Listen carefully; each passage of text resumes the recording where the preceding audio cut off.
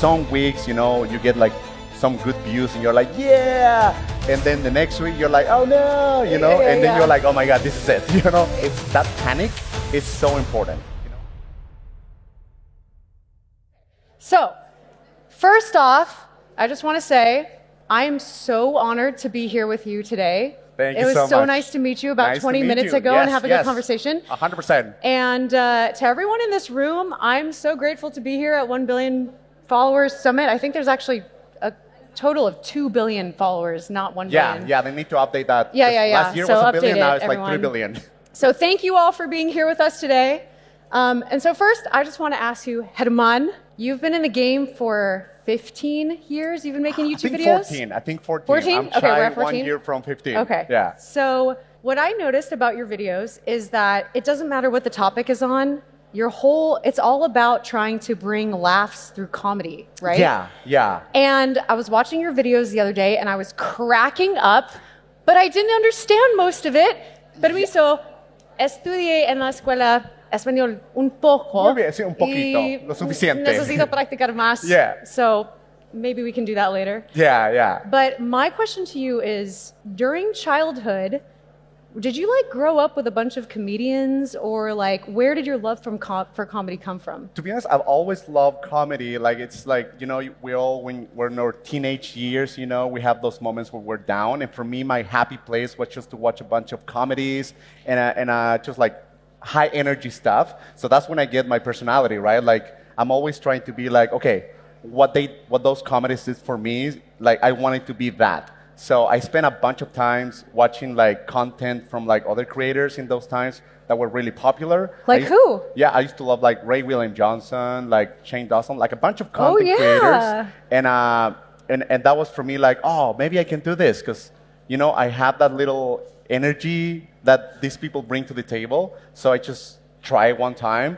And in my brain, the first video is full of energy, but in reality, when I look back, I'm like super shy, you know, because it doesn't matter how well you're thinking you're doing it the first time. You're not. You have to do that learning curve, you know. But yeah, that's what the idea was. But it took me a long time to get to where I'm comfortable doing what I'm doing. Yeah. You know what I mean? So what was the spark that made you start like writing out these comedy sketches and then turning them into YouTube videos?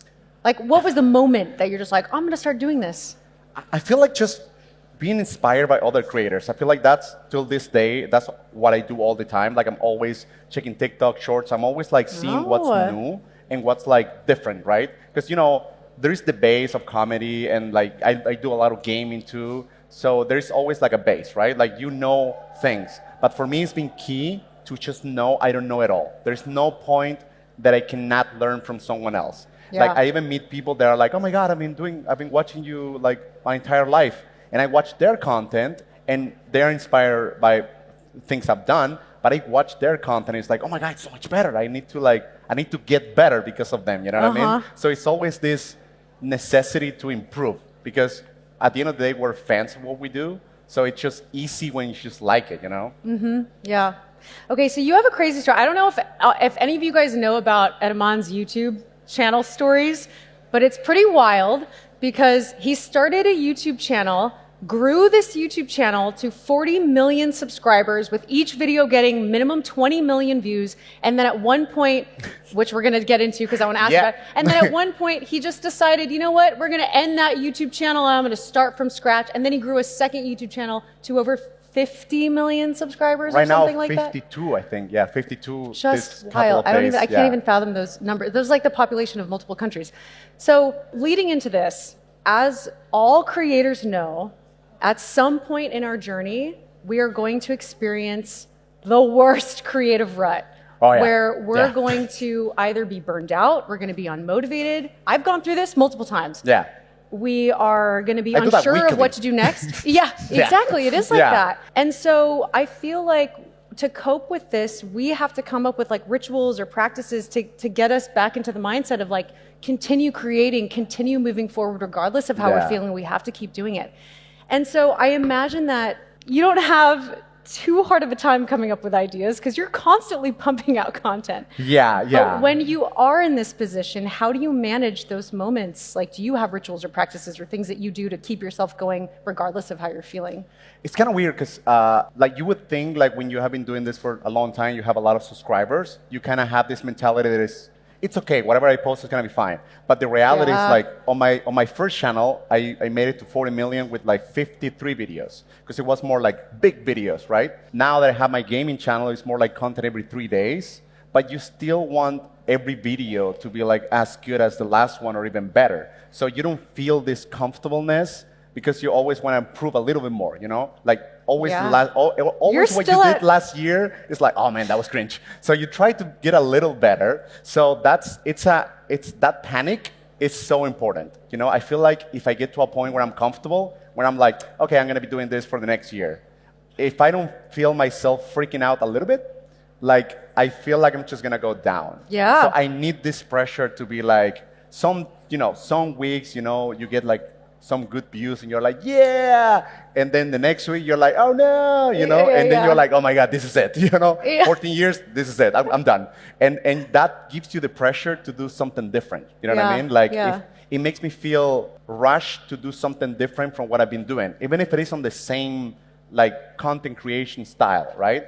For example, right now I'm trying traveling blogs, and you're telling me that that's what you do. Vlogging. So I'm doing a video on Dubai right now, and we're planning activities, and it's so much more tiring, right? Oh my God. Okay, you guys, I was just telling him backstage. He just told me that he was getting into travel vlogging, which is something that I started doing, and I've been doing for 7 years. And my advice to him was, it's too much work. Why are you getting into it? Like, you're so good at doing desktop, like gaming videos. Like, keep at that, because as soon as you start getting into travel vlogging, it's like, this angle and that angle, and you're like no sleep, and you're just going. Like I spent 300 days a year on the road travel vlogging for like 7 years. Oh, wow.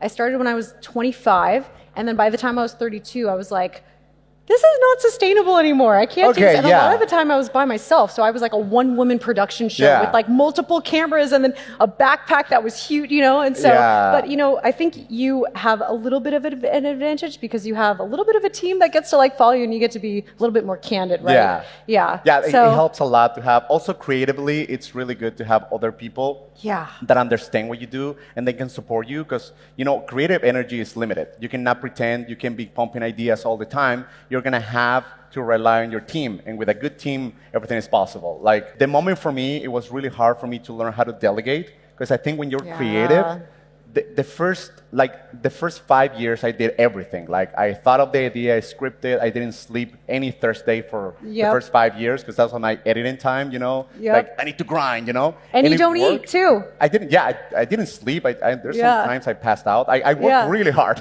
But then you realize, okay, this is like we said, it's not sustainable. So I gotta learn how to delegate, but do it right. Because in the beginning, you're like, okay, anyone can get this kind of content, but they have to really like what you do and the style of content you do. And then you can start like growing even more. So it's really important, but it's hard to do it when you're a creative, because creativity is subjective. It's not like, oh, you do like traveling content. Like it's not just 2 + 2 = 4.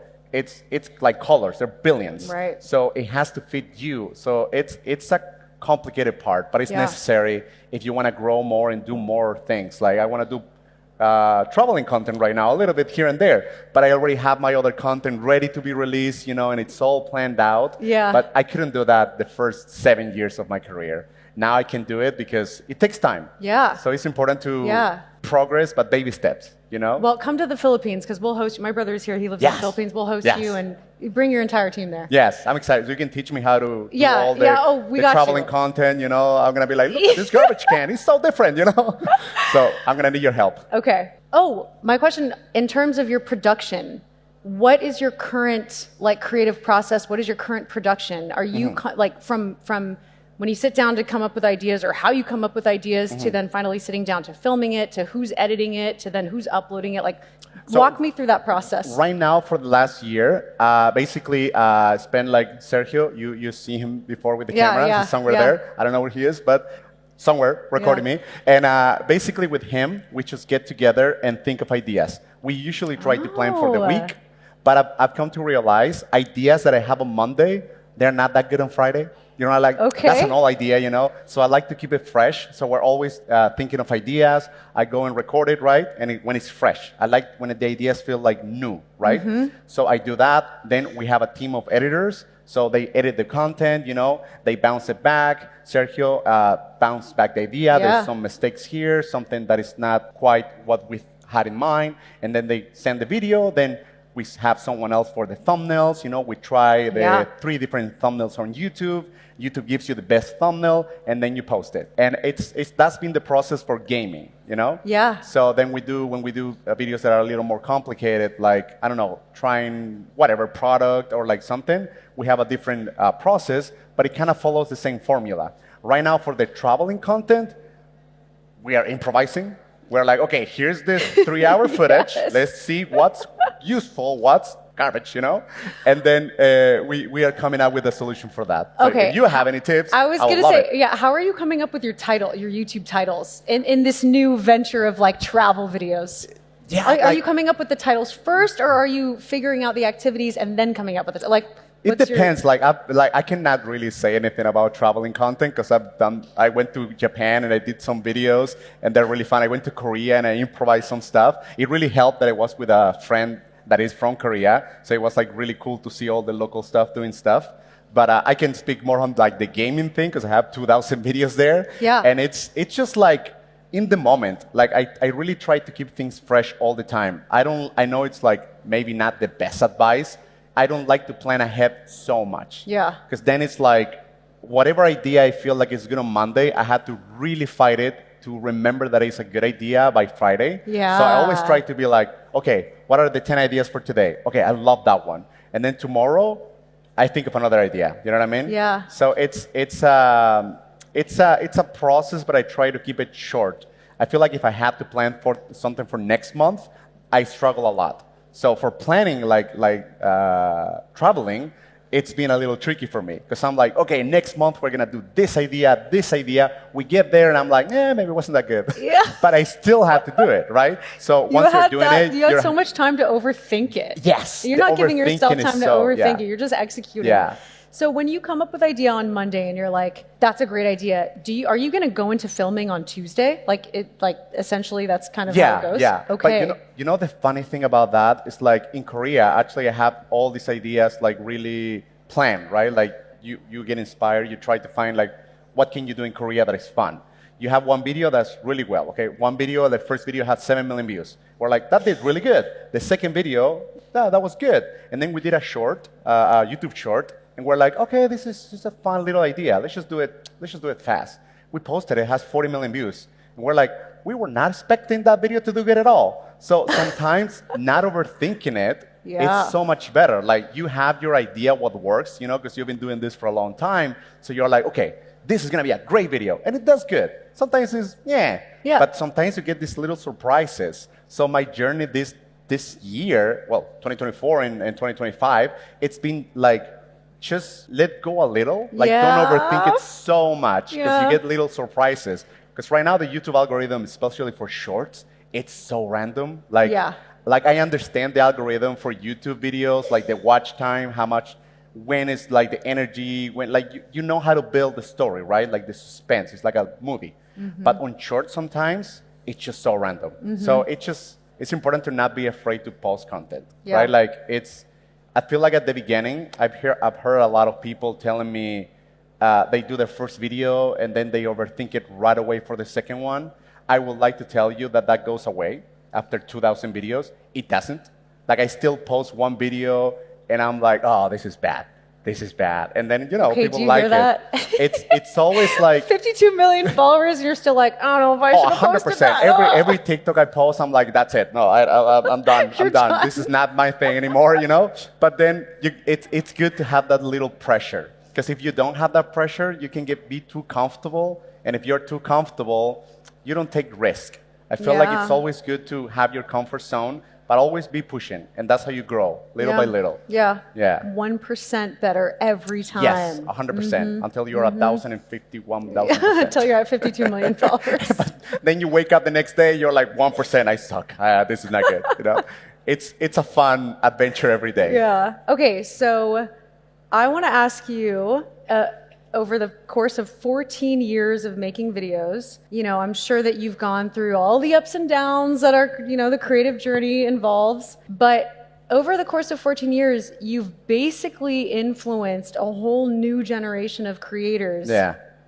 With your 92 million followers, but also just the fact that like you've been in the game for 14 years. So of everything that you've learned, what is one piece of advice that you could share to actually everyone here, if to any creators who are like just starting out on their journey, what would you say to them about how to get started? And I feel like it's good to be a fan of what you do. Like it's actually like, because you hear so many like people, this is what's working, this is what works, this is how you have to make videos because of the algorithm. Oh my God, stop to the talk with the algorithm, please. No more algorithm That's talk. important, right? Because every social media is different. Like what works on TikTok doesn't work with Shorts and Snapchat or whatever. It's like you have to understand the ecosystem of every platform, but not at the beginning. At the beginning, you just have to like it. You have to enjoy it. You have to be a fan. Because then those are things that you have to figure out in the future. But in the beginning, just focus on what you like.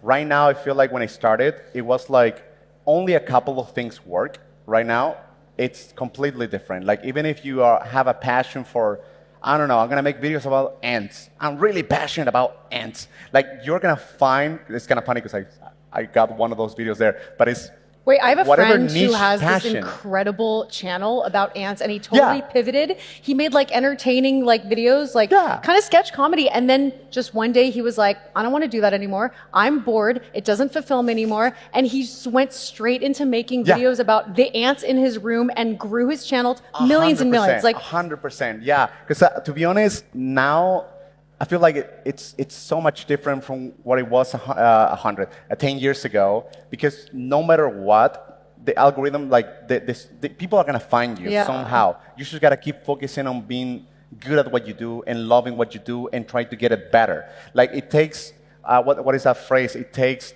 10 years to be an overnight success, because those 10 years you work hard, you polish your art. So it's just important to not overthink it so much. It's just doing it. Like you would not believe how many people just are not making it because they're afraid of that first video. And the first video is really scary, but the 100th, it's still scary, but it's you start loving the scary part. And I feel like that's the best advice you can do. Just love the uncomfortableness and just do it. You gotta embrace that part. Totally. Yeah. Well, that was awesome. I think we should end on those inspiring words. This was so much fun. It was fun. It was fun. Thank you so much. Thank you so much. That was a fun conversation.